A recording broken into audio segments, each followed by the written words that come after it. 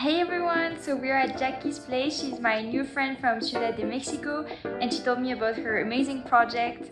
So I will let her introduce herself. I'm Jackie, I'm 31 years old and currently I'm giving assessments for commercial and financial strategy for emerging fashion brands, which I am really passionate about. I really love doing that. I'm a Gemini, I'm Mexican.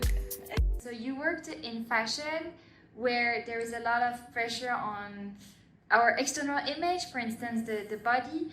How do you deal with that? Well,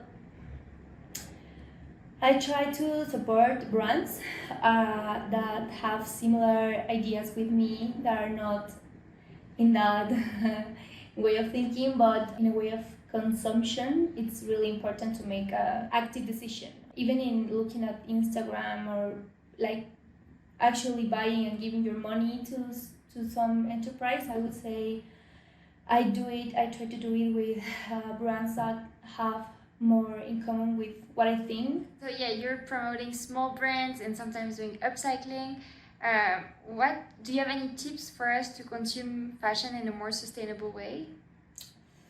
Well, I think this is gonna sound weird, but knowing yourself more, because you're actively like choosing and consciously buying because of certain ideas that you receive. You know, you don't challenge yourself and are questioning what you are consuming. So I would say like trying to be more present even in your buying decision. It's a change because you start asking questions and like choosing better.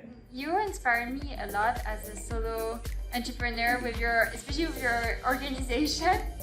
What are the key learnings in this journey? The first step for me was having more structure in my life.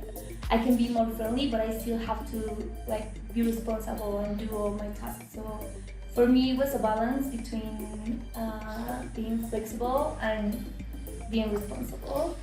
And the next advice that I think it would be also the Google advice, and it was the most challenging for me, was setting boundaries, because I think if you're working on your own or you are working with a boss, it's a way of showing people how to deal with you. I was really afraid of boundaries, especially now that I have just started like working on my own. I was of course afraid of people saying no. Okay, if you say no, then we won't work with you. But I think if you don't value yourself, others won't do that. You have to say no and keep boundaries like really clear, and it has worked for me a lot. And what would you say to the woman who wants to do the same, but they didn't jump yet? I would say like have a plan, because I was really scared at the beginning of doing it, because I was thinking like what if this doesn't work, what if whatever. But if you, I think, prepare yourself and make a plan, like it's easier for you to start trying things, even though you have a success or a failure. I think it's just a learning. Do you think that being a woman sometimes gives you an advantage?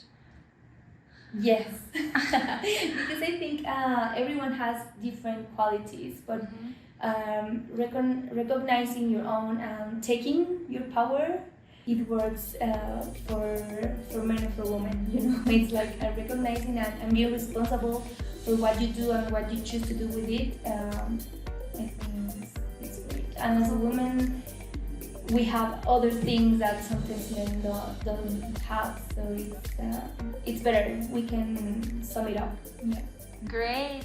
Thank you so much. Thank you.